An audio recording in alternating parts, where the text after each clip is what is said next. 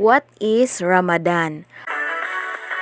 Ramadan is the 9th month of the Islamic calendar or the Hijri calendar, also known as the lunar Hijri calendar, and in English as the Islamic, Muslim, or Arabic calendar, which is a lunar calendar consisting of 12 lunar months in a year of 354 or 355 days. It is used to determine the proper days of Islam, holidays, and rituals such as the annual period of fasting and the proper time for the Hajj. Lunar calendar is based on the monthly cycles of the moon's phases. Ramadan is observed by Muslims worldwide as a month of fasting or Sawm, prayer, reflection, and community. It is a commemoration of Nabi Muhammad sallallahu alaihi wasallam first revelation. The annual observance of Ramadan is regarded as one of the 5 pillars of Islam and lasts 29 to 30 days from one sighting of the crescent moon to the next.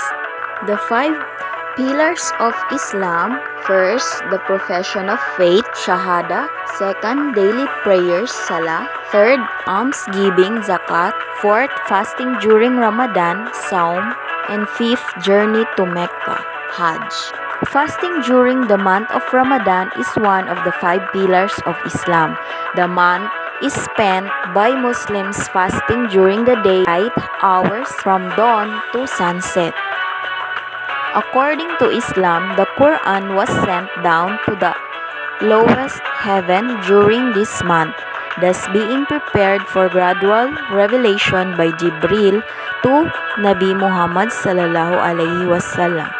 Therefore, Nabi Muhammad sallallahu alaihi wasallam told his followers that the gates of heaven would be open for the entire month and the gates of hell, the Jahannam, would be closed. The first day of the next month, Shawwal, is spent in celebration and is observed as the festival of breaking fast or Eid al-Fitr. Fasting from sunrise to sunset is fard or obligatory for all adult Muslims who are not acutely or chronically ill, traveling, elderly, breastfeeding, diabetic, or menstruating. The pre-dawn meal is referred to as suhoor, and the nightly feast that breaks the fast is called iftar. The spiritual rewards, thawab, of fasting are believed to be multiplied during Ramadan. Accordingly, Muslims refrain not only from food and drink but also tobacco products and sinly behavior, devoting themselves instead to salah or prayer and recitation of the Quran. Saum is the fasting in Islam, the practice of abstaining usually from food, drink, smoking, and sexual activity. It is observed between dawn and nightfall when the evening adhan is sounded. Allahu Akbar, Allahu Akbar.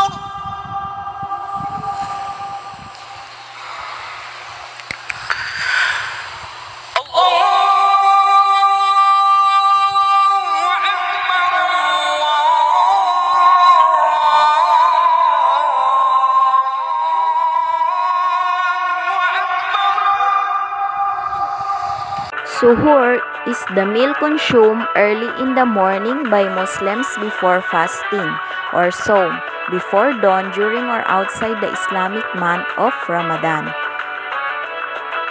The meal is eaten before Fajr prayer. Sahur is matched to iftar as the evening meal during Ramadan, replacing the traditional 3 meals a day breakfast, lunch, and dinner. Although in some places, dinner is also consumed after iftar later during the night. Iftar, also known as futur, which means breakfast, is the evening meal with which Muslims end their daily Ramadan fast at sunset.